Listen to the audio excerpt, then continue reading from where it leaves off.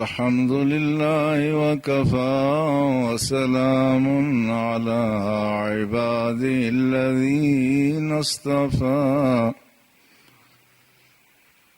أما بعد فأعوذ بالله من الشيطان الرجيم بسم الله الرحمن الرحيم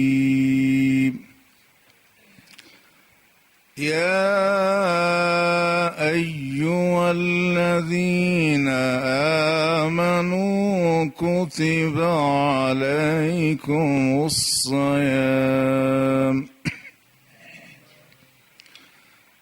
كما كتب على الذين من قبلكم لعلكم تتقون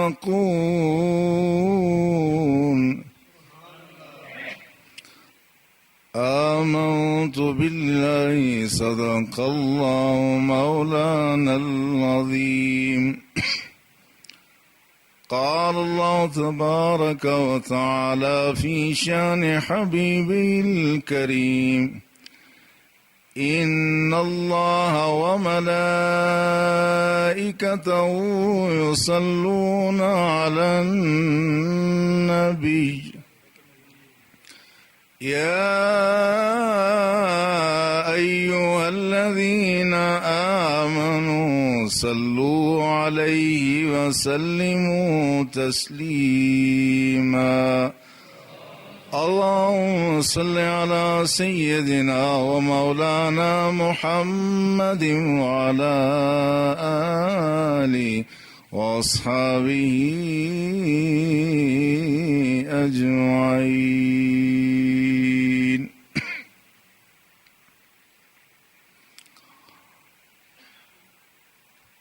لائق احترام و تعظیم برادران اسلام، الحمدللہ رمضان المبارک کا دوسرا عشرہ شروع ہو گیا ہے۔ ہم نے پچھلے جمعۃ المبارک کے موقع پہ گفتگو کا سلسلہ جہاں چھوڑا تھا آج وہیں سے آغاز کریں گے، جس میں یہ گزارش کی گئی تھی کہ جس طرح جسم کو توانائی خوراک کی ضرورت ہے، روح کو بھی توانائی اور خوراک کی ضرورت ہے۔ جس طرح جسم کو بیماریاں لگتی ہیں، روح کو بھی بیماریاں لگتی ہیں۔ جس طرح آدمی جسمانی طور پر ہلاکت کا شکار ہوتا ہے، روحانی طور پر بھی ہلاکت کا شکار ہو جاتا ہے۔ بعض دفعہ اپنے موقف کی وضاحت میں ہمیں سائنس کا سہارا لینا پڑتا ہے، اور اس میں ہمارے بعض حضرات محسوس کرتے ہیں کہ منبر رسول پر اب سائنس بیان کی جا رہی ہے۔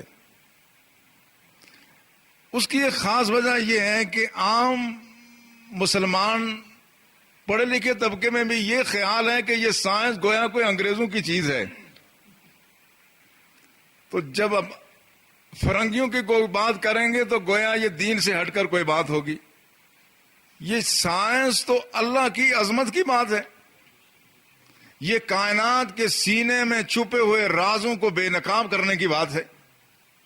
لہذا ہم کبھی غیر محسوس چیز کو بتانے کے لیے محسوس چیز کا ذکر کرتے ہیں، کبھی ان سین کی طرف جانے سے پہلے ہم جو سین جو نظر آ رہی اس کو بتاتے ہیں تاکہ وہ بات سمجھ آ جائے۔ اور اگر یہ بات نہ ہو تو اللہ نے خود قرآن میں فرمایا سنُرِیہم آیاتنا فی الآفاق وفی انفسہم حتی یتبین لہم انہ الحق، کہ ہم اس پوری کائنات اور انسان کے وجود میں اپنی نشانیاں دکھائیں گے تاکہ یہ پتہ چل جائے کہ قرآن سچا ہے۔ اس لیے اس کو اس طرح سے لینا یہ درست نہ ہوگا۔ میں چیزوں کو سمجھانا مقصود ہوتا ہے، سائنس بیان کرنا مقصود نہیں ہے، نہ میں کوئی سائنسدان ہوں، مگر میں اپنے بزرگوں کا شکر گزار بھی ہوں کہ وہ بعض دفعہ میری یہ باتیں بھی سن لیتے ہیں اور پھر بھی تشریف لاتے ہیں حالانکہ انہیں سائنس سے کوئی رغبت نہیں ہے، لیکن اصل بات یہ ہے کہ جو بات جس دور میں ہم رہ رہے ہیں، ہمارا اصل پیغام نوجوانوں کے لیے ہے، یہ نہیں کہ بزرگوں کے لیے نہیں ہے، لیکن بزرگ تو الحمدللہ اس راہ راست پر گامزن ہیں، اور وہ بزرگ جو مسجدوں کی زینت ہیں، جن کی پیشانیاں سجدوں کے نور سے جگمگا رہی ہیں، ان کو اب کسی لمبی چوڑی رہنمائی کی ضرورت نہیں، یہ ضرورت ہے ہماری نوجوان نسل کو جس پر چاروں طرف سے یہ الغار ہے۔ تو بزرگ صرف یہی سمجھ کر کے اپنی نوجوان نسل کی رہنمائی کے لیے چیزیں یہ ضروری ہیں، اس لیے ہم اس کا ذکر کر لیتے ہیں۔ اب یہاں سے بات پھر وہیں سے شروع کرتے ہیں کہ یہ جو قرآن نے رمضان کی فرضیت کا مقصد بتایا، لعلکم تتقون، تاکہ تم متقی ہو جاؤ۔ اب اس تقوی کو سمجھنے کے لیے اگر ہم اسی تناظر میں بات کریں کہ جس طرح جسمانی بیماریاں اس فضا میں جراثیم موجود ہیں، بیکٹیریا موجود ہے، فنگس موجود ہے، وائرس موجود ہے، جس ماحول میں ہم رہ رہے ہیں، ہماری ہوا میں، ہمارے پانی میں، ہمارے کھانے میں، اب جو پاکستان میں ملاوٹ اتنی ہو گئی ہے کہ اس میں نہ جانے کس قدر جراثیم کا ڈھیر لوگوں نے ڈال دیا ہے، یہ ہم کھا رہے ہیں، اس کے باوجود زندہ ہیں۔ اسی طرح سے جس طرح ہم اس فضا میں، اس آلودہ فضا میں، اس سرزمین میں جو ترقی پذیر ملک جن کو کہا جاتا ہے، بالخصوص پاکستان میں، جہاں کھانے پینے کی اشیاء اچھی خالص میسر نہیں ہیں، جہاں چاروں طرف گٹر ابل رہے ہیں، یہ پرلا نالا، کیراکے کی نال جس کو کہتے ہیں، پہلے ایک زمانے میں ہمارے نوجوان یہاں کے تیرا کرتے تھے، آج وہاں سے گزرنا مشکل ہو رہا ہے۔ جب ہمارے بزرگ ان پڑھ تھے، پانی کا احترام تھا، پانی صاف ستھرا ہوتا تھا، آج پڑھ کے، آج اتنے بڑے ہمارے محکمے بن کے جن پر کروڑوں اربوں روپے خرچ ہو رہے ہیں، مگر وہ نالا اتنا گندا کیا ہے کہ یہ ہماری عفونت اور ہمارے ذہن کی کیفیت بتاتا ہے۔ اب چاروں طرف آلودگی پھیل رہی ہے، پہلے کم تھی اب زیادہ ہے، اور جس طرح یہ عفونت پھیل رہی ہے، اس طرح سے نہ نظر آنے والے نالے چاروں طرف ہیں۔ یہ ہمارا کیبل، یہ نیٹ، ہمارا موبائل، ان سب چیزوں میں گندے نالے کی طرح سے عفونت ڈال دی گئی ہے، جو آج ہمارے نوجوان کے ذہن کو پراگندہ کر کے اس کو موت کی طرف دھکیل رہی ہے، روحانی موت کی طرف۔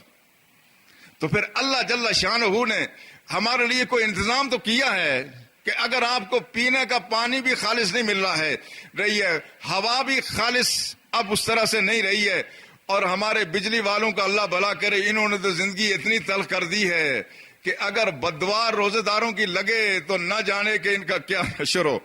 لیکن ہم صرف بجلی کے برقیات کے محکمے کوئی اس کا ذمہ دار قرار نہیں دیتے، اس کے پیچھے حکمران ہیں، حکومت اس کے پیچھے موجود ہے، وہ ایک الگ موضوع، ہم ادھر جا نہیں رہے۔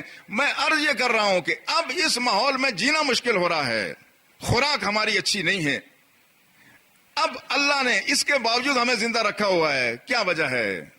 کون سی چیز ہے جو آج ہمیں اس آلودہ فضا میں بھی ہمیں زندہ رکھے ہوئے ہے؟ اللہ نے ہمارے جسم کے اندر ایک مدافعتی نظام پیدا کر دیا ہے، ایک ایسا نظام جو ہم اپنا نوالا جب منہ میں چبانا شروع کر دیں، سب سے پہلے وہ مدافعتی نظام یہاں متحرک ہو کر جراثیم کو یہاں مارتا ہے، یہاں سے آگے چلے جائے کوئی جراثیم رہ جائے تو معدے میں مرتا ہے، اس کے بعد ایک پورا نظام ہے، مدافعتی نظام ہے جس کو امیون سسٹم کہتے ہیں۔ ہم نے کوئی ایسی چیز کھا لی جو ہمارے وجود کے لیے نقصان دہ جسم میں چلی گئی تو 5 قسم کے وہ ہمارے سپاہی اس پہ حملہ آور ہو جاتے، کہتے ہیں 4 طرف سے حملہ، لیکن جو مدافعتی نظام کا حملہ ہے وہ 4 طرف سے نہیں 5 طرف سے ہوتا ہے۔ ہمیں پتہ نہیں کہ ہم نے کیا کھایا تھا آج ہوٹل پر، ہمیں پتہ نہیں کہ ہم نے آج پیا تو پانی کتنا خطرناک تھا، مگر ہمارا مدافعتی نظام اس سے لڑ رہا ہے، مسلسل لڑتا ہے، ہمیں خبر نہیں ہونے دیتا۔ جب وہ مدافعتی نظام لڑتے لڑتے تھک ہار جاتا ہے، اس کے بعد ہمیں بیماری کے اثرات محسوس ہونے شروع ہو جاتے ہیں۔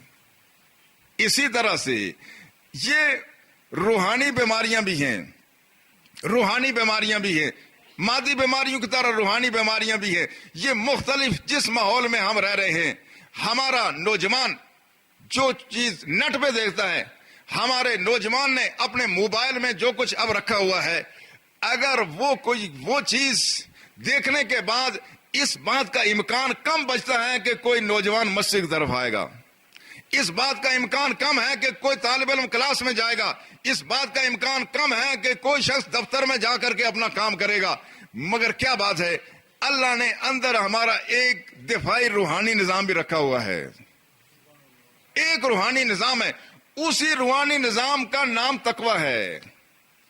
وہ تقوی ہمارا لڑتا ہے اس برائی کے خلاف۔ آدمی ایک منظر بےہودہ دیکھتا ہے، وقتی طور پہ خوش ہوتا ہے، پھر جو دل میں ملال آتا ہے، آدمی پشیمان ہوتا ہے، ایک دفعہ گناہ کیا، 2 دفعہ کیا، 4 دفعہ کیا، مگر اندر سے جو بے چینی اور بے قراری ہے، یہ کیا بات ہے؟ ہمارا تقوی اس سے لڑ رہا ہے، ہمارا تقوی لڑتا ہے، ہماری پرہیزگاری کی وہ قوت جو اللہ نے اندر رکھی ہے وہ اس سے لڑتی ہے۔ اس لیے رسول اللہ صلی اللہ علیہ وسلم نے فرمایا جب کوئی شخص گناہ کرے اور اس کو گناہ کا احساس ہو جائے تو کہ وہ سمجھے کہ میں مومن ہوں۔ البتہ جب آدمی گناہ کر کے گناہ کے احساس سے بھی آدمی مبرہ ہو جائے، اس وقت سمجھ لے کہ میں ایمان سے خارج ہو گیا ہوں۔ اس لیے یہ جس طرح جسمانی قوت مدافعت ہے، اس طرح روحانی قوت مدافعت بھی ہے، وہ بھی ہمارے گناہوں سے لڑتی ہے، اور یہ عجیب قوت مدافعت ہے۔ دنیا حیران ہے، دنیا اس بات پر حیران ہے کہ ہم نے اربوں خربوں ڈالر، اربوں خربوں پاؤنڈ، اربوں خربوں ریال لگا دیے، مگر اس مسلمان کے دل میں خدا اور رسول کی محبت کی آگ کوئی ایسی سلگی ہوئی ہے، یہ تو ٹھنڈی ہونے نہیں پاتی۔ ہم سے لوگ نہیں ڈرتے، وہ ڈرتے ہیں ہمارے ایمان کا کلمہ جو ہم نے پڑھ لیا رسول اللہ صلی اللہ علیہ وسلم کا، اس نے ہمارے اندر کوئی ایسی قوت مدافعت پیدا کر دی ہے۔ دنیا حیران ہے۔ انگریزوں نے یہ سمجھا تھا کہ بر صغیر میں لارڈ میکالے کا نظام تعلیم نافذ کر کے ہم مسلمان کے دل سے اسلام کو نکال دیں گے، مگر اس کے باوجود کہ وہ نظام تعلیم آج بھی مختلف شکلوں میں تبدیل ہونے کے باوجود ہے، مگر مسلمان کے دل سے خدا رسول کی محبت نکل نہیں پا رہی ہے۔ عجیب بات یہ ہے، دنیا اس بات پر حیران ہے۔ فرانس میں جو مسلمان گئے، مسلمان ملکوں سے گئے، وہاں جانے کے بعد انہوں نے اپنی تہذیب چھوڑ دی، عورتوں نے دوپٹے اتار دیے، مردوں نے مسجدوں کے بجائے شراب خانوں کا رخ کر دیا، حلال کھانے کے بجائے مسلمانوں نے خنزیر کھانا شروع کر دیا۔ تو مغرب کو اس بات پر خوشی تھی کہ ہم نے مسلمانوں کی نسل کو برباد کر دیا، مسلمان کی نسل برباد ہو گئی۔ مگر یہ مسلمان کی جو تقوی ہے، بعض دفعہ باپ میں ماں میں وہ تقوی نہیں ہے، مگر وہ اولاد میں جا کے، وہ کہتے ہیں وہ ایک جینیٹک کریکٹر ہے، وہ جین بعض دفعہ ماں باپ میں ان ایکٹیو ہوتا ہے، اولاد میں جا کے ایکٹیو ہو جاتا ہے۔ دنیا اس بات پر حیران ہے کہ وہ بچے جو پیدا ہوئے فرانس میں، وہ بچے جو پیدا ہوئے برطانیہ اور امریکہ میں، جنہوں نے ماحول وہی دیکھا، اسی آلودہ فضال میں رہے، آج برطانیہ، امریکہ اور فرانس میں پیدا ہونے والی پڑھنے والی بچیاں وہ کہتی ہیں میری ماں نے پردہ نہیں کیا پر میں پردہ کروں گی۔ عجیب و غریب بات نہیں ہے؟ کیا قوت مدافعت ہے، کیا اسلام نے ہمارے دل میں کتنا دفاعی نظام رکھ دیا ہے کہ یہ سرد ہونے نہیں پاتی۔ اور آپ ترکی میں دیکھیں، تقریباً 90 سال گزر گئے، وہاں لادینی نظام نافذ تھا، وہاں عربی کو تبدیل کیا گیا، وہاں پر وہ عربی ٹوپی کو تبدیل کر دیا گیا، وہاں پر بعض ممالک میں، مصر میں آپ دیکھیں، وہاں پر سنت رسول رکھنا مشکل ہو رہا تھا، لیکن آپ نے دیکھا پھر ایک زمانہ گزرنے کے بعد حالات نے ایسا پلٹا کھایا کہ پتہ چلا کہ وہ لوگ جن کو ہم دین سے دور کر رہے تھے، یہ تو دین ان کے دل کے جڑوں میں اور زیادہ اترتا رہا ہے۔ آج مصر میں بھی دین ابھر کے آیا ہے، آج فرانس میں دین ابھر کے آ رہا ہے، ترکی میں دین ابھر کے آ رہا ہے۔ وہ کیا بات ہے؟ مسلمان کے دل میں اللہ نے ایک مدافعتی نظام ایسا رکھا ہے کہ یہ برائی کے خلاف مسلسل لڑتا ہے۔ لیکن پھر بھی جس طرح جسمانی طور پر کوئی آدمی اگر کمزور ہو جائے، مسلسل بیماریوں کا شکار ہو جائے، خوراک نہ ملے، تو آخر میں یہ جو ہمارا جسمانی دفاعی نظام ہے یہ بھی کمزور پڑ جاتا ہے۔ یہ کہتے ہیں یہ پروٹین، یہ دفاعی نظام کو، ہمارے سائنس کے طلبہ اس بات کو زیادہ بہتر سمجھتے ہیں، ہمارے جسم کی جو پروٹین ہے وہ دفاعی نظام بناتی ہے، یہ دفاعی نظام کے خلیات وہاں سے تیار ہوتے ہیں۔ لیکن جب کوئی آدمی مسلسل بیماریوں کا شکار ہو، ہڈیاں نکل جائیں، کمزور ہو جائے، تو پھر یہ دفاعی نظام بھی آخر میں کمزور ہو جاتا ہے، یہ دفاعی نظام بھی ڈھیلا پڑ جاتا ہے۔ اسی طرح سے مسلمان جب نیک اعمال چھوڑ دے، برائی کا ارتکاب کرنے لگے اور حرام کاری کا، اس کی نظر بھی محفوظ نہیں، اس کے کان محفوظ نہیں، اس کی سوچ محفوظ نہیں، اس کا پیٹ حرام کے نوالے سے محفوظ نہیں ہے، تو یہ دفاعی نظام ایک حد تک تو کام کرتا ہے، پر کرتے کرتے کرتے کرتے آخر میں ایک مرحلے پہ جا کے بہت کمزور ہو جاتا ہے۔ ایک مرحلے پہ کمزور یوں ہوتا ہے کہ پھر احساس باقی نہیں رہتا۔ آج آپ دیکھیں اس ملک میں ایسے حرام خور بھی ہیں کہ جنہوں نے اربوں خربوں ڈالر جمع کیے ہیں، پر ظالموں کو اب بھی احساس نہیں ہو رہا کہ ان کی بھوک اب ختم نہیں ہو رہی ہے۔ یہ کون لوگ ہیں؟ یہ وہ لوگ ہیں کہ جن کے اندر کی وہ دنیا مر گئی ہے، جن کا احساس مر گیا ہے، جن کا ضمیر مر گیا ہے۔ لیکن اگر ضمیر زندہ ہو تو یہ پھر مسلسل اس کے خلاف رد عمل کا اظہار کرتا ہے۔ اس لیے رسول اللہ صلی اللہ علیہ وسلم سے ایک شخص نے عرض کیا، یا رسول اللہ آپ بتائیں نیکی کیا چیز ہے؟ تو فرمایا مطمئنۃ علیہ النفس، فرمایا جس میں دل ٹھنڈا ہو جائے وہ نیکی ہے۔ عرض کیا یا رسول اللہ یہ برائی کیا ہے؟ فرمایا ما حاک فی نفسی کا، جو تیرے دل میں کانٹے کی طرح سے کھٹکتے رہے وہی برائی ہے، وہی بیماری ہے، اور جو آدمی کو پریشان کرے وہی برائی ہے، وہی بیماری ہے۔ اب جن لوگوں کے اندر وہ حس ختم ہو گئی ہے ان کو اس بات کا احساس باقی نہیں رہتا۔ لیکن ہوتا یہ اللہ جل شانہ نے ایسا اہتمام فرمایا، جس طرح بیماریاں ہماری اس جسمانی دفاعی نظام کو کام کرتی ہیں، اسی طرح سے ہمارے اعمال سیئہ ہمارے اس دفاعی نظام کو کمزور کر دیتے ہیں۔ رمضان شریف کا مہینہ ابھی شروع نہیں ہوا، ہمارا دفاعی نظام بہت کمزور ہو گیا تھا، مگر جو ہی رمضان کا مہینہ آیا یہ دفاعی نظام اچانک متحرک ہو گیا۔ اس لیے یہ کمزور اس لیے ہوا تھا کہ اس کو مطلوبہ خوراک مل نہیں رہی تھی، مگر جو رمضان کا مہینہ آیا اس کو اتنی خوراک ملی کہ ہم بھی حیران ہو گئے۔ وہ خوراک کیا ہے؟ بنی الاسلام علی خمس، رسول اللہ فرمایا وہ 4-5 چیزیں ہیں بنیادی ہمارے خوراک کے اجزاء۔ کون سے ہیں؟ شہادت اللہ الہ الا اللہ و اشہد ان محمد رسول اللہ، اس بات کی گواہی دینا کہ اللہ کے علاوہ کوئی معبود نہیں ہے اور محمد صلی اللہ علیہ وسلم اللہ کے رسول ہے۔ ایک اس میں توانائی کا ذریعہ یہ ہے، وہ اقامت الصلاۃ، نماز قائم کرنا دوسرا ذریعہ، اور ایتاء زکوٰۃ، زکوٰۃ دینا، وہ حج البیت اور حج کرنا، وہ صوم رمضان اور رمضان کے روزے رکھنا۔ یہ وہ 5 ایسی چیزیں ہیں کہ جو انسان کے روحانی وجود کو تقویت بخشتی ہے۔ اب جو ہی یہ مہینہ آیا تو فوراً نمازیں شروع ہو گئیں، فوراً نمازیں شروع ہو گئیں۔ جو لوگ پہلے فرض نہیں پڑھتے تھے اب وہ نوافل بھی پڑھتے ہیں، لوگ تہجد بھی پڑھتے ہیں، لوگ تراویح بھی پڑھتے ہیں، اور ساتھ ہی ساتھ اب لوگوں نے اب زکوٰۃ کا حساب کرنا شروع کر دیا۔ یہ زکوٰۃ بھی بہت ضروری ہے، اب زکوٰۃ کا بھی اہتمام شروع ہو گیا، روزہ بھی ہو گیا، استغفار بھی ہو گیا، اور نفلی صدقات بھی ہو گئے۔ یہ ساری چیزیں، تلاوت کلام بھی ہو گئی، یہ ساری چیزیں مل کر کے انہوں نے ہمارے روحانی دفاعی نظام کو مضبوط کر دیا ہے، پھر پاؤں پہ کھڑا کر دیا ہے۔ اور اگر کوئی آدمی صرف رمضان کے روزے تک ہی اپنے آپ کو محدود رکھے اور اس پر زکوٰۃ فرض ہے زکوٰۃ نہ دے تو وہ اس بات کو جان لے کہ اس کا ابھی بھی دفاعی نظام بڑا کمزور ہے، یہ دفاعی نظام بڑا کمزور ہے۔ زکوٰۃ بھی ویسے ہی ضروری ہے جس طرح رمضان کے روزے ہیں۔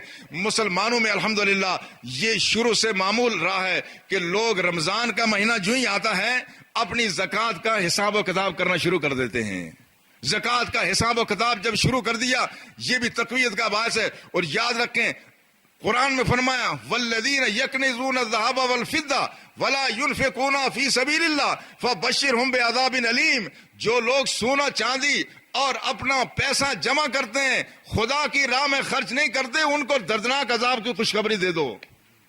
جب یہ آیت نازل ہوئی حضرت عمر رسول اللہ صلی اللہ علیہ وسلم کی خدمت میں حاضر ہوئے، عرض کیا یا رسول اللہ یہ جو آیت نازل ہوئی ہے اس نے ہمیں کافی پریشانی کا شکار کر دیا ہے کہ سونا چاندی تو ہمارے پاس ہے. اب قرآن نے کہا جو لوگ سونا چاند جمع کرتے ہیں خدا کی راہ میں خرچ نہیں کرتے, اور ہم ظاہر ہے سارا مال تو کوئی نہیں خرچ کرتا, فرمایا بشروں بعذاب علیم, ان کو دردناک عذاب کی خوشخبری دے دو, وہی سنا دو. تو رسول اللہ صلی اللہ علیہ وسلم نے فرمایا ان اللہ لم یفرض الزکات الا لیطیب ما بقی من المال. کہا عمر پریشانی کی بات نہیں ہے, یہ اللہ نے زکات اس لیے فرض کیا تاکہ باقی مال پاک ہو جائے. جب زکات دے دی جائے تو یہ مال ہمارے لیے جہنم کا ذریعہ نہیں, یہ جنت میں لے جانے کا ذریعہ ہے. اب مال کا پاک کرنا زکات کی صورت میں ہو سکتا ہے, اس لیے قرآن میں آیا خذ من اموالہم صدقہ تطہرہم وتزکیہم بہا. یا رسول اللہ صلی اللہ علیہ وسلم, آپ ان کے مالوں میں سے زکات لے لیں تو تطہرہم, آپ ان کو پاک کر دیں, وتزکیہم بہا, آپ صدقہ زکات لے کر کے بقیہ مال کو پاک کر دیں. یہ زکات ہمارے بقیہ مال میں ایسے ہی ہے جس طرح آپ کوئی بہت اچھا ایک بکرا لے لیں تو کیا بکرے کا سارا گوشت کھانے کے قابل ہوتا ہے؟ نہیں, اس میں کچھ نہ کچھ اجزاء, خواہ آپ نے جتنا بھی مہنگا لیا مگر اس کے کچھ فالتو اجزاء ایسے ان کو نکالیں گے تو باقی کھانے کے قابل ہوگا. مرغا لیا تو سارا مرغا آدمی نہیں کھا سکتا, اس کے کچھ اجزاء نکالنے پڑیں گے. وہ جو اجزاء ہیں وہ مسلمان کے لیے زکات اس طرح سے ہے جس طرح وہ اجزاء ہیں. وہ اجزاء جب تک نکلیں گے نہیں یہ باقی مال پاک نہیں ہوگا. حلال ذریعے سے کمایا, دفتر میں گیا, محنت کی, مزدوری کی, بیرون ملک گیا, وطن سے جدا ہوا, والدین سے اولاد سے دور گیا, لیکن جو کمایا تھا جائز, مگر جب خدا کا حق نہیں دے گا یہ بھی اس کے لیے پلید ہو جائے گا. لہذا اب جو ہی رمضان کا مہینہ آتا ہے اس وقت لوگ زکات دینا شروع کر دیتے ہیں, اور اگر کسی کا ارادہ نہیں ہے زکات دینے کا تو ابھی ارادہ کر لے, ابھی ارادہ کر لے. اور جو شخص ابھی بھی زکات دینے کے لیے ذہنی طور پہ تیار نہیں ہے وہ یہ سمجھ لے کہ میرا جسم کا ایک حصہ ابھی بھی سن ہے, میرا جسم میری روحانی طور پر میرا جسم کا کوئی ایسا مردہ ہے, اس میں ابھی احساس بیدار نہیں ہو رہا ہے. اسی طرح سے صدقات و خیرات میں اب اہل ایمان جو مل کر کے صدقات و خیرات کرتے ہیں ہمیں مجموعی طور پر ایک تقویت حاصل ہو جاتی ہے. یہ جو مجموعی تقویت ہے یہ ہمارا تقویٰ ہے, اور اس کے ساتھ ساتھ اس میں اللہ نے رمضان میں خاصا اہتمام بھی فرمایا ہے, خاصا اہتمام فرمایا ہے. یہ ایسی چیزیں ہیں یہاں ساری چیزیں جمع ہو جاتی ہے. کیسے؟ چیز ایک ہے, علاج دو ہو رہے ہیں. توجہ کی بات ہے, چیز ایک ہے, علاج دو ہو رہے ہیں. ایسا کوئی نسخہ آج تک دریافت نہیں ہوا, کسی انسان کے پاس یہ نسخہ نہیں ہے کہ چیز ایک استعمال کرے تو اس سے جسم کا بھی علاج ہو جائے, روح کا بھی علاج ہو جائے. مگر اللہ کے دین کی یہی عظمت ہے, ہم روزہ رہیں مگر اس روزے سے علاج دونوں کا ہو رہا ہے. کس بات کا؟ ہمارے دل کا بھی علاج ہو رہا ہے, ہمارے وجود کا بھی علاج ہو رہا ہے. اس لیے دل کا علاج ضروری ہے. 3-4 بیماریوں کے نام آپ نے سنے, ایڈز کا نام آپ نے سنا ہے, کہتے ہیں خطرناک بیماری ہے, لا علاج ہے. اسی طرح سے شوگر کا بھی کوئی علاج نہیں ہے. جو عطائی کہتے ہیں نا شوگر کا علاج کرتا ہوں, یہ سب جھوٹ کر رہے ہیں, ان کے باتوں میں نہیں آنا, یہ اپنے پیسے بٹورتے ہیں. کوئی علاج شوگر کا نہیں ہوتا, پرہیز ہے اس میں. اسی طرح سے کینسر ہو جائے تو اس کا علاج بھی مشکل ہو جاتا ہے. یہ ایسی بیماریاں ہیں. مگر یہ جو ایڈز ہے یہ کیا ہے؟ یہ دفاعی نظام کے مفلوج ہو جانے کا نام ایڈز. انسان کے جسمانی نظام کو جو قوت بیماریوں سے بچاتی ہے, جب وہ قوت ختم ہو جائے تو اس کا نام ایڈز ہے. ایکوائرڈ امیون ڈیفیشنسی, یہ ہے اصل میں جو ہمارے جسم میں جو قوت مدافعت تھی وہ ختم ہو گئی ہے. اب معمولی مرض بھی آدمی کو لگے گا تو موت کا شکار ہو جائے گا. جس طرح سے ہمیں روحانی طور پر ایڈز لگتی ہے, جسمانی طور پر لگتی ہے, روحانی طور پر بھی ایک ایڈز ہے. وہ کیا ہے؟ جب آدمی کے دل سے خدا کا خوف نکل جائے, یہ ایڈز ہے.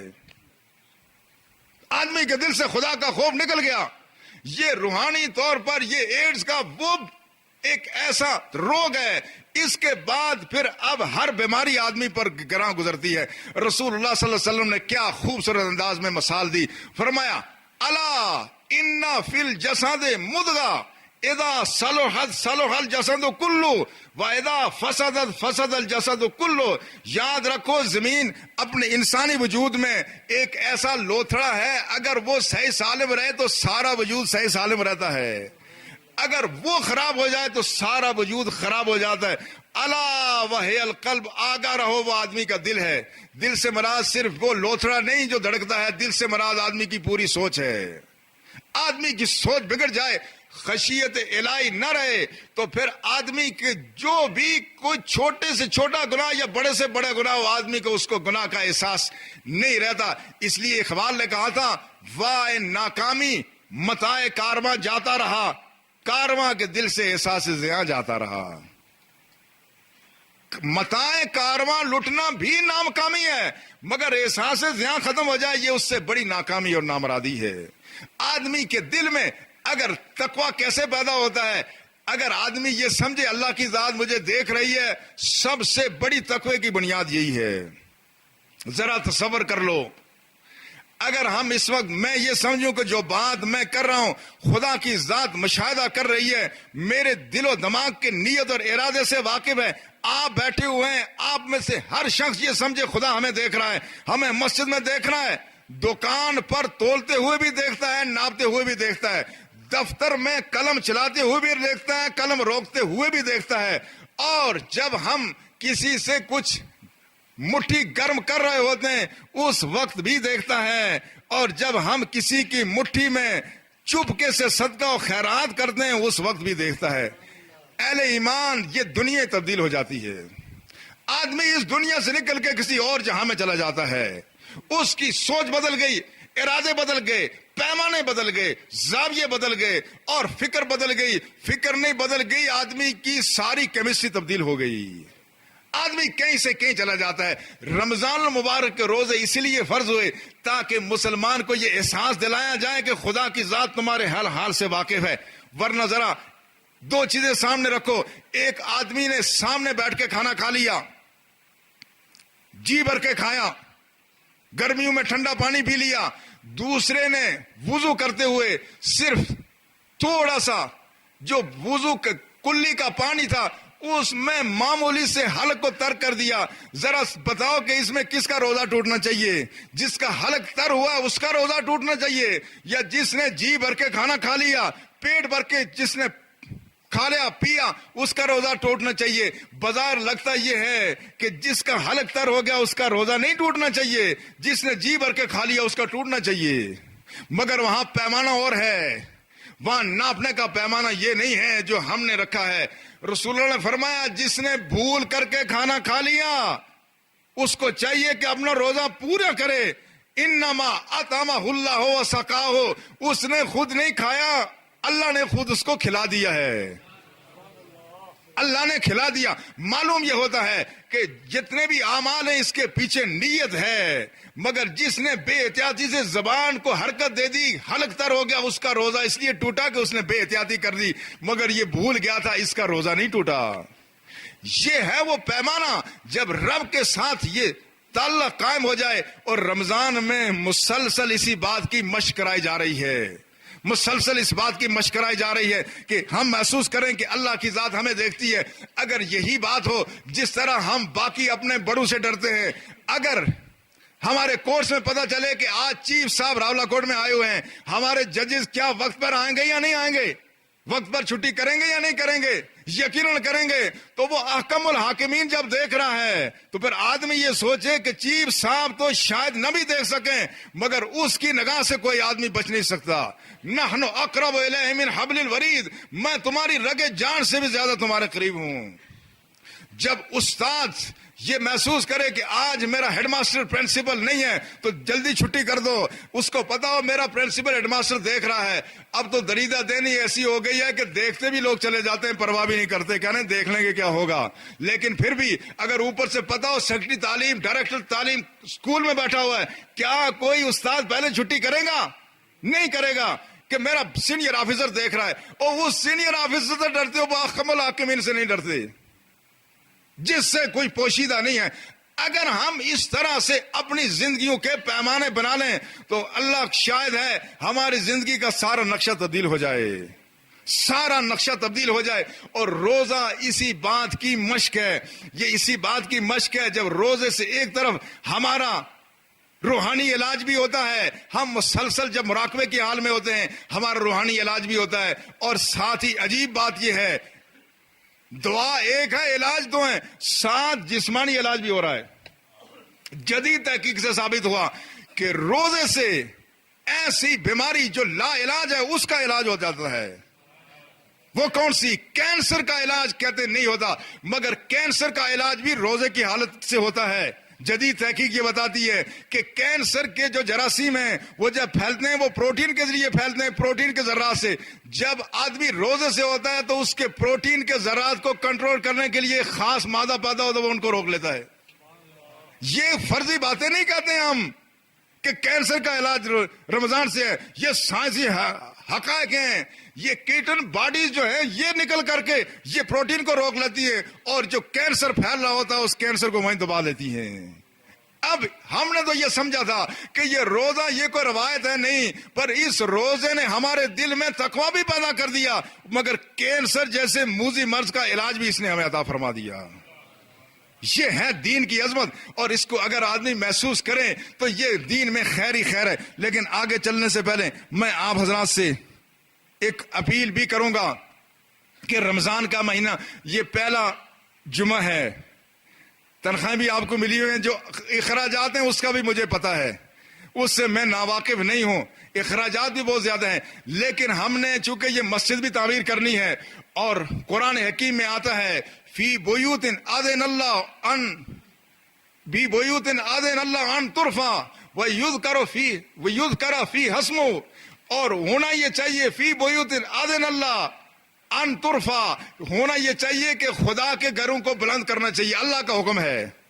اللہ کا حکم کیا ہے؟ فی بیوت اذن اللہ ان ترفع، خدا کا حکم ہے کہ اس کے گھروں کو بلند و بالا کرو.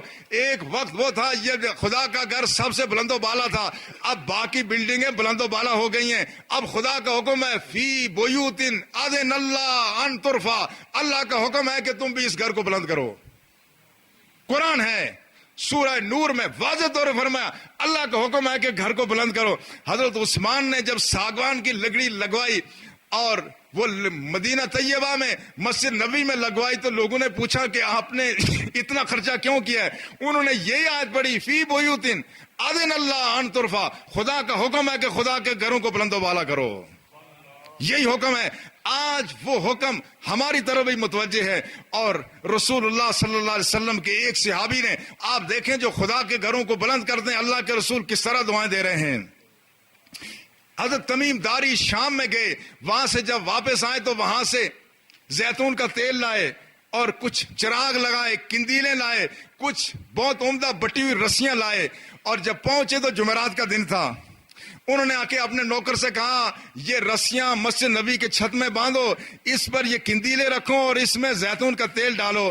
مغرب کا وقت ہوا تو سارے چراغ روشن ہو گئے. رسول اللہ تشریف لائے تو آپ نے فرمایا نورت الاسلام نور علیک فی الدنیا والآخرہ. تمیم داری تو نے خدا کا اسلام کو منور کیا. یہ مسجد کا بلند ہونا یہ اسلام کی بلندی ہے، اور مسجد کا پست ہو جانا یہ اسلام کی پستی کے مترادف ہے. نورت الاسلام، تو نے مسجد نبی میں چراغ نہیں جلائے، تو نے اسلام کو روشن کر دیا. خدا تیری دنیا اور آخرت کو روشن کر دے. آج وہی دعائیں ہماری طرف متوجہ ہیں. ہم نے الحمدللہ اپنی حد تک باقاعدہ اس کے نقشے کے لیے آرکیٹیکٹ کو سارا یہاں میئرمنٹ کر کے دے دی ہے. بہت جلدی وہ نقشہ آپ کے سامنے یہاں لگے گا. مگر نقشہ بنوانا آسان ہے، مگر اس کو روئے زمین پر عملی طور پر بنانا ذرا مشکل ہے. اس لیے اس کے لیے تیاری کی ضرورت ہے. ہمارے صدر صاحب نے بھی یہ جو کمپنی جو حبیب رفیق یہاں بنا رہے ہیں، کنسٹرکشن کر رہے ہیں، ان کو بھی خط لکھا، ابھی ان کی طرف سے کوئی جواب نہیں آیا. ہمارے عابد حسین عابد صاحب جو ہمارے پی ایس سی کے چیئرمین ہیں، انہوں نے اوقاف سے بھی ہمیں 50,000 دلوائے. اللہ ان کو جزائے خیر عطا فرمائے. مگر ہم اپنے طور پہ کوشش کر رہے ہیں. اس مرحلے پر اپنی ضرورت سے کاٹ کر کے ہم نے خدا کی راہ میں دینا ہے. میں تو ضرور سے کاٹ کے نہیں دوں گا چونکہ میری آمدنی زیادہ ہے اور میں سمجھتا ہوں میں کبھی بھی اپنی آمدنی کے مطابق راہ خدا میں خرچ نہیں کر سکوں گا. لیکن پھر بھی اپنے بزرگوں کے ایصال ثواب کے لیے، وہ بزرگ جنہوں نے مجھے پالا پوسا، میرے ایک چچا تھے بڑی نفیس طبیعت کے، جب بازار جاتے سب سے اچھا کپڑا میرے لیے لاتے، مگر میرے پلنے جوان ہونے سے پہلے دنیا سے تشریف لے گئے. میں چاہتا ہوں ان کے لیے بھی کچھ بھیج دوں. اپنے بزرگوں کو سب کے پیارے دنیا سے گئے، کس کا پیارا نہیں گیا ہوا ہے. میں ان کے ایصال ثواب کے لیے میں 5,000 روپے میں پیش کرتا ہوں. باقی آپ حضرات نے تھوڑا سا اب اپنے بزرگوں کے ایصال ثواب کی نیت کر لیں. لیاقت خان صاحب ادھر حال میں اوپر، آفتاب صاحب ہیں، سلطان خان صاحب، نصیر خان صاحب، یہ آپ کے پاس آئیں گے اور یہ آپ ہیں، ان کو بڑھ چڑھ کر کے اس میں تھوڑا سا اب گنجائش نکالنی پڑے گی. گنجائش نکالیں گے تو پھر یہ مسجد بنے گی. یہ الحمدللہ ہم مسجد کو تقریباً اس سے 43 فٹ مزید آگے لے جانا چاہتے ہیں، پیچھے دارالعلوم بنانا چاہتے ہیں. خوبصورت ہم نے اس کا ایک ڈیزائن تیار کرانے کا فیصلہ کیا ہے، وہ انشاءاللہ جلدی آپ کے سامنے آ جائے گا. اللہ آپ کو اس کی جزا عطا فرمائے. آپ نے کبھی بھی ہمیں مایوس نہیں کیا، اور آپ جب زکوٰۃ نکالیں تو اس وقت بھی ہمارے مدرسے کو بھی یاد رکھنا ہے. میں اس لیے یہ بات ابھی آج آپ سے اپیل کیوں کر رہا ہوں کہ اگلے 2 جمعے میں آپ کی خدمت میں حاضر نہیں رہ سکوں گا. میں بھی کوئی 2 ہفتے کے لیے برطانیہ جا رہا ہوں. دینی ضرورتیں ہوتی ہیں، ورنہ باہر کس کا دل نہیں کرتا کہ اپنے بچوں کے پاس، اپنی برادری کے آپ کے پاس عید نہ کرے. سب کا جی کرتا ہے، مگر ہم اپنی فیملی کو چھوڑ کے اس لیے باہر عید کرتے ہیں کہ کچھ لوگوں کی عید اچھی ہو جائے. اگر ہم اپنے فیملی میں بیٹھ رہے ہیں تو کچھ لوگوں کی شاید عید اتنی اچھی نہ ہو. بہرحال ہم جو بھی وسائل ہمارے ہیں وہ اس کو یکجا کریں گے انشاءاللہ. تو میں آئندہ 2 جمعۃ المبارک آپ کی خدمت میں حاضر نہیں ہو سکوں گا. برطانیہ میرا ارادہ ہے، انشاءاللہ عید کے فوراً بعد حاضری ہو جائے گی. آپ نے زکوٰۃ کے ذریعے سے، فطرانے کے ذریعے سے، اور فطرانے کی رقم ہے اس وقت تقریباً کوئی 85 روپے کے قریب، شاید اخبارات میں کوئی اور اس میں آئے. ہمارے ہاں جو ہم نے حساب کیا وہ تقریباً 85 روپے بنتی ہے. اس طرح سے زکوٰۃ کا نصاب 52,000 روپے ہے. جس آدمی کے پاس 52,000 روپے سے زیادہ ہے وہ زکوٰۃ کا پہلے سے حساب کرے اور وہ زکوٰۃ ادا کرے، تاکہ اللہ جل شانہ اس کے یہ سارے اعمال. دیکھیں، آپ نے زکوٰۃ تو دینی ہے، رمضان کے علاوہ زکوٰۃ دیں گے تو 1 روپیہ دیں گے تو 10 تک کا ثواب مل جائے گا، مگر رمضان میں دیں گے تو کم از کم 70 ہے، زیادہ کا حساب ہی نہیں ہے. اس لیے اس موقع پہ آپ ہمارے دارالعلوم کا بھی خیال رکھیں، اور آپ کو اس بات پر اطمینان ہونا چاہیے کہ آپ کا یہ دارالعلوم، یہ مسجد کسی فرقے کی مسجد نہیں ہے.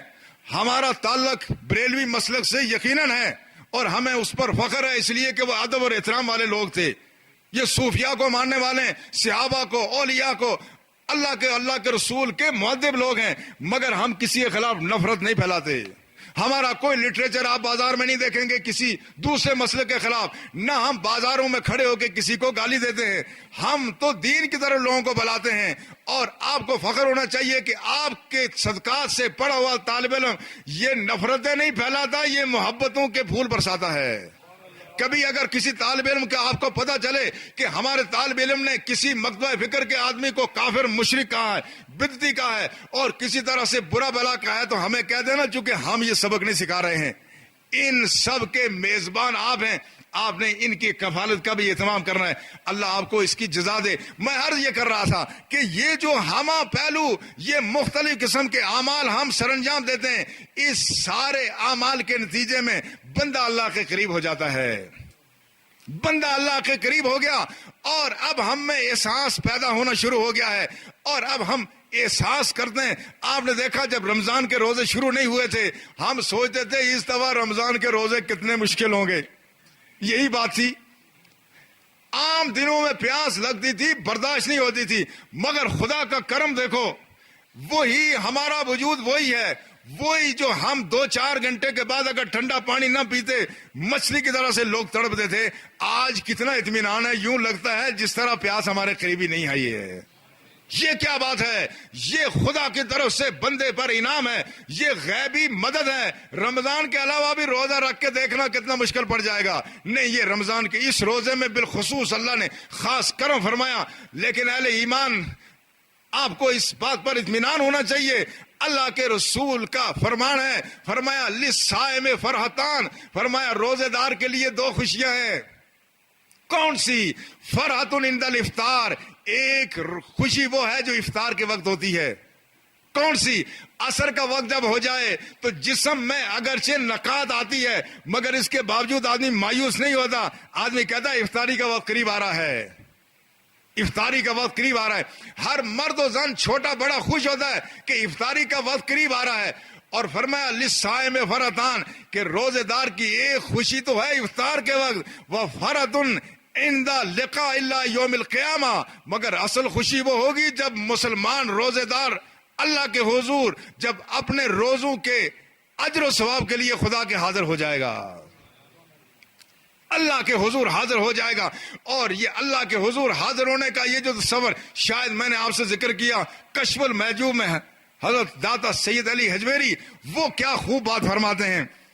ایک روزہ ہے 30 دن کا، جس آدمی نے 30 دن کا روزہ رکھ لیا اس کے بعد اس کا ایک دوسرا روزہ شروع ہوتا ہے جس میں بھوکا نہیں رہنا، کھانا ہے مگر حلال کا کھانا ہے، اس میں تراویح نہیں ہے، پنجگانہ نمازیں نوافل پڑھ لیں، اس میں وہ پابندیاں نہیں ہیں جو ان ایک مہینے کے روزے میں ہیں۔ لیکن وہ کہتے ہیں اہل اللہ کہتے ہیں کہ ہماری صورتحال یہ ہے، ان لنا لیوم وَلَنَا فِي الدُّنْيَا لَنَا لَيَوْمٌ وَلَنَا فِيهَا صَوْمٌ، کہتے ہیں ہم جو فقیر ہیں ہم نے دنیا کی ساری زندگی کو ایک ہی دن سمجھ لیا ہے، وَلَنَا فِيهَا صَوْمٌ، اور ہم نے ساری عمر کا روزہ رکھ لیا ہے۔ یہ روزہ کوئی رکھ لے تو اس کے بڑھاپے میں اس کے چہرے پر مایوسیاں نہیں چھائیں گی، اس کے چہرے پر رونق آئے گی، اس کو پتا ہے کہ میں نے جوانی خدا کی اطاعت میں گزاری ہے، میری ماتھے پر میری جبین کا سجدہ یہ خدا کی غلامی کی نشانی ہے، میں دیکھتا ہوں کہ پر یہ سجدہ کیسے چمکتا ہے۔ وہ رب سے ملنے کے لیے بے چین اور بے قرار ہوگا، وہ موت بھی اس کو کبھی ڈرا نہیں سکتی ہے۔ اس لیے رسول اللہ نے فرمایا فی الجنت ثمانیۃ ابواب، فرمایا جنت میں 8 دروازے ہیں، فیہا بابن یقال لہ ریان، کہا اس میں ایک دروازہ ایسا ہے جس کو ریان کہا جاتا ہے، جس میں اتنی تری ہے لا يدخل منہ الا الصائمون، فرمایا اس میں صرف روزے دار جائیں گے، کہا وہاں اتنی تری ہے کہ جو اس میں داخل ہوگا اس کو کبھی پیاس نہیں لگے گی، کبھی پیاس نہیں لگے گی۔ اور رسول نے فرمایا یہ قرآن اور روزہ یہ بندے کے لیے قبر میں بھی اور یہ حشر میں بھی یہ جھگڑیں گے۔ قرآن یہ کہے گا یا اللہ میں تیرا کلام ہوں تو یہ آدمی مجھے راتوں کو پڑھتا تھا، اگر میں تیرا کلام ہوں تو میں سفارش کرتا ہوں اس کو عذاب نہیں ہونا چاہیے۔ روزہ ایک مجسم شکل میں آئے گا، یا اللہ اس بندے نے تیری رضا کی خاطر مجھے رکھا ہے، کھانے پینے سے باز رہا، اگر تو مجھے قبول کرتا ہے تو اس آدمی کو جہنم میں نہیں جانے دوں گا۔ یہ ہے وہ روزوں کی برکت۔ مگر آپ کو اطمینان ہونا چاہیے یہ جو روزے ہم رکھ رہے ہیں اس میں ہمارا جسمانی طور پر بھی تزکیہ ہو رہا ہے، ہم بہت ساری بیماریوں سے بھی بچ رہے ہیں، اس میں ہمارے جسمانی نظام بھی مضبوط ہو رہا ہے اور ہمارے روحانی قوت بھی مضبوط ہو رہی ہے۔ اللہ ہمیں توفیق عطا فرمائے کہ دین کی ہر بات کو جو اللہ نے ہم پر فرض کی ہے ہم اس کو پورے اطمینان قلب کے ساتھ اور پورے شرح صدر کے ساتھ اس طور پر سر انجام دیں کہ ہم سمجھیں کہ اس میں دین کا بھی فائدہ ہے، دنیا کا بھی فائدہ ہے، تاکہ ہماری دنیا بھی سمجھ جائے، ہماری عاقبت بھی سمجھ جائے۔ اللہ تعالی ہمیں توفیق عطا فرمائے۔ وما علینا الا البلاغ المبین۔ سنت عطا فرمائے۔